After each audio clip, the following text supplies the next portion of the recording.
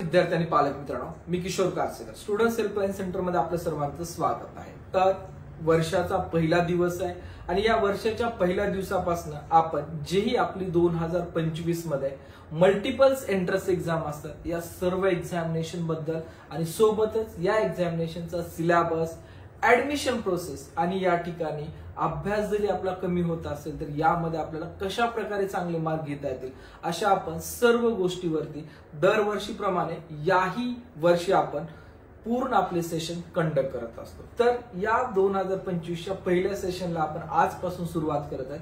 या सेशन मध्ये जोही आपलं सीईटी सेलचं महत्त्वाचं अपडेट आहे, ज्याही विद्यार्थ्याला इंजिनिअरिंग करायचे आहे अथवा फार्मसी करायचे आहे अशा विद्यार्थ्याचे महाराष्ट्र स्टेटचे या ठिकाणी सीईटी ऍप्लिकेशनला सुरुवात झाली आहे। यामध्ये पाहू शकतात ज्याही विद्यार्थ्यांना स्टेट ऑफ महाराष्ट्रामध्ये या ठिकाणी एमएसटी सीईटी 2025 साठी ऍप्लिकेशन द्यायचं आहे अशा विद्यार्थ्यांना cetcell.mahaceet.org या वेबसाईट वरती आपल्याला रजिस्ट्रेशन करून आपल्याला पुढील प्रोसेस करावी लागणार आहे। तर मग आता रजिस्ट्रेशन करायचं आहे तर मग रजिस्ट्रेशनसाठी इम्पॉर्टंट डेट्स काय आहेत? दरवर्षीची जर आपण तुलना केली असते सीईटी एक्झामिनेशन किंवा सीईटी ऍप्लिकेशनसाठी तर यावर्षी बराच या ठिकाणी कालावधी गव्हर्नमेंटने जास्त दिलाय। नियर अबाउट 1.5 मंथ आपल्याला या ठिकाणी मिळत आहे। तर आपली ऍप्लिकेशन स्टार्ट होत आहे त्या ठिकाणी 30 डिसेंबर म्हणजे ऑलरेडी या ठिकाणी चालू झालेत आणि हे ऍप्लिकेशन आपले एंड होणार आहेत आपले 15 फेब्रुवारी पर्यंत। लक्षात घ्या, आपली फेब मध्ये आपल्या या ठिकाणी प्रॅक्टिकल एक्झाम्स पण असतात, कॉलेजच्या इंटरनल किंवा या ठिकाणी बोर्डच्या सुद्धा येऊ शकतात। त्यामुळे जेही विद्यार्थ्यांना या ऍप्लिकेशन द्यायचे तर यांनी जानेवारी पर्यंत या ठिकाणी ऍप्लिकेशन फॉर्म आपला सबमिट करणं गरजेचं असणार आहे। डेट मी अगेन रिपीट करेल, डेट आहे 30 डिसेंबर पासून 15 फेब्रुवारी पर्यंत आपल्याला ऍप्लिकेशन करता येणार आहे।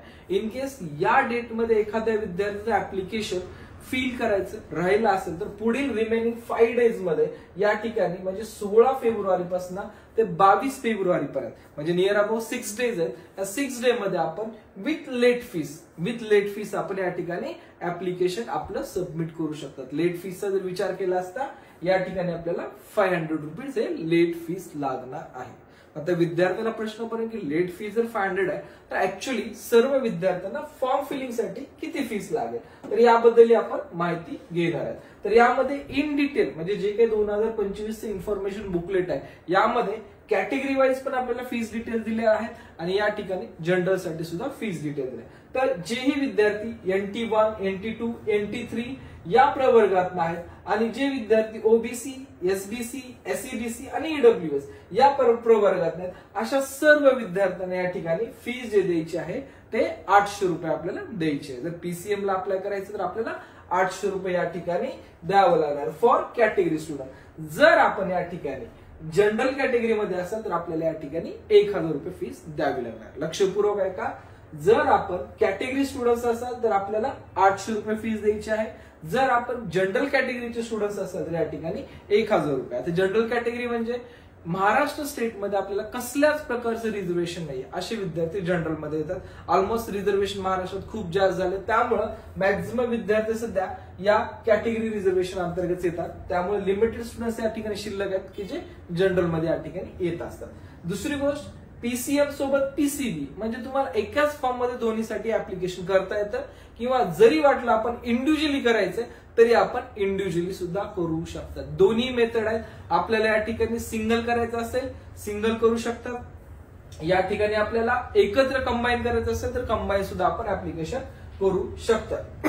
तर जर विद्यार्थी एखादा पीसीएम ऍज वेल एज पीसीबी दोन्हीसाठी जर अप्लाय करणार असेल तर विद्यार्थ्याला या ठिकाणी जनरल असेल तर 2000 रुपये फीस लागेल आणि कॅटेगरी स्टुडंट्स असेल तर अशा विद्यार्थ्यांना 1600 रुपये फीस लागेल। जे विद्यार्थी लेट फीस म्हणजे लेट मध्ये फॉर्म भरणार म्हणजे 16 फेब्रुवारी पासून 22 फेब्रुवारी पर्यंत तर अशा विद्यार्थ्यांना या ठिकाणी including late fees 1500 rupees for each group या पद्धतीने आपल्याला फीस चार्ज केली जाणार आहे।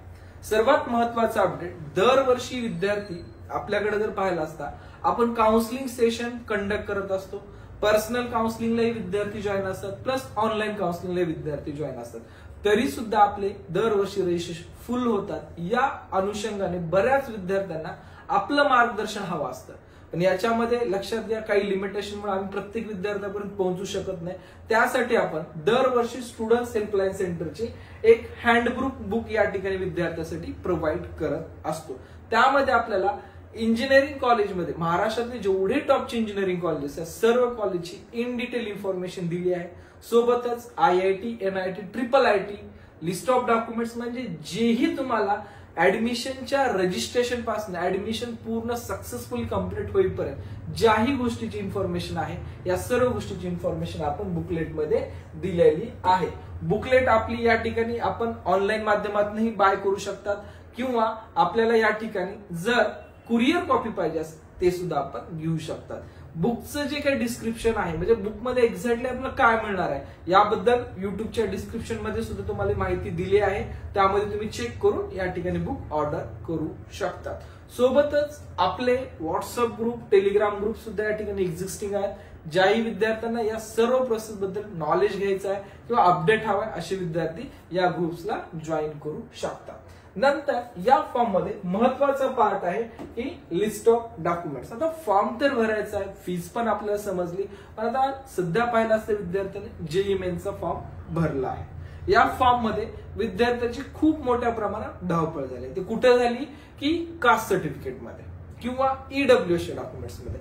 मग तुमच्याकडे जेव्हा वेळ अवेलेबल आहे त्या वेळेमध्येच तुम्हाला जर आपल्याला हे सर्व डॉक्युमेंट्स असतील तर आपल्या फॉर्म मध्ये कुठंच अडचण येणार नाहीये. तर एकंदरीत डॉक्युमेंट्स रिक्वायर्ड काय असेल आपल्याला 10वीचा मार्कशीट आपल्याला अपलोड करायचं नाही. आपल्या मोबाईलमध्ये फोटो, झेरॉक्स कुठल्याही माध्यमात जर आपल्याकडे मार्कशीट अवेलेबल असेल तर आपल्याला तो 10वीचा मार्कशीट लागणार आहे.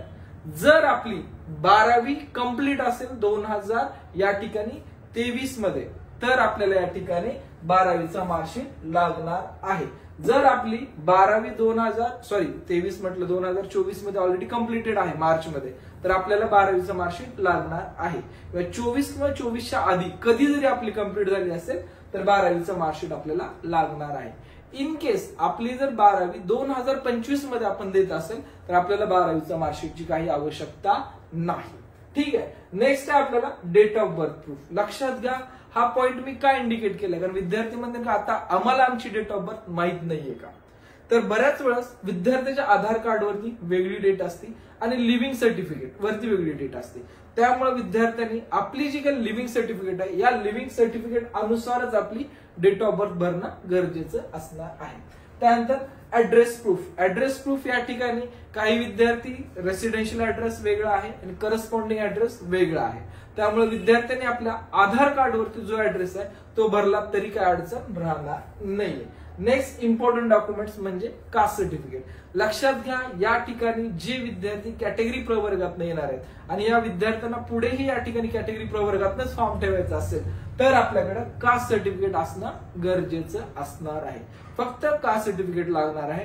कास्ट व्हॅलिडिटी, नॉन क्रिमिनल या सर्टिफिकेट नसतील, सध्याला नसतील तरी काही आवश्यकता नाहीये. पण आपल्याला ज्यावेळेस आपण ऍडमिशन प्रवेश प्रक्रियेत जाऊ त्यावेळेस या सुद्धा डॉक्युमेंटची आपल्याला आवश्यकता लागणारच आहे.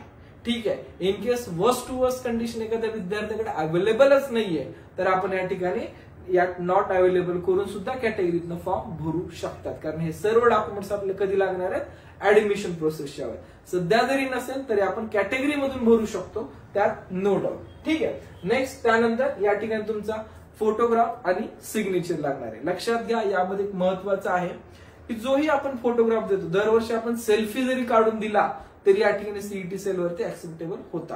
पण यावर्षी सेम ऍज JEE साठी जे काही इन्स्ट्रक्शन्स आहेत तेच इन्स्ट्रक्शन MST CETच्या फोटोसाठी यावर्षी देण्यात आले आहेत. त्यामुळे केअरफुली या ठिकाणी वाचून सगळे इन्फॉर्मेशन रीड करून मगच आपल्याला फॉर्म भरणं गरजेचं असणार आहे. फॉर्म मध्ये एक महत्वाच्या 4 स्टेप आहेत. पहिल्या स्टेप मध्ये तुम्हाला बेसिक रजिस्ट्रेशन करायचं आहे. रजिस्ट्रेशन मध्ये तुम्हाला या ठिकाणी तुमचे दोन्ही मोबाईल नंबर, मेल ID तुम्हाला एनरोल करायचे आहेत. त्यानंतर फॉर्म पुढे प्रोसेस करायचा. प्रोसेस झाल्यानंतर तुम्हाला ऍप्लिकेशन फिलअप म्हणजे जे काही ज्या ठिकाणी आपण मेन प्रोसेसवर आपल्याला ओटीपी आल्यानंतर आपल्याला ऍप्लिकेशन ओपन होईल. तो ऍप्लिकेशन सुद्धा आपल्याला फिल करायचं आहे आणि त्या ऍप्लिकेशन मध्ये आपल्याला पूर्ण डिटेल इन्फॉर्मेशन खरी आपल्याला या ठिकाणी सबमिट करायची. खरी का म्हणत आहे तर नंतर जाऊन पुढे करेक्शन विंडोचा वेट करायची गरज नाहीये.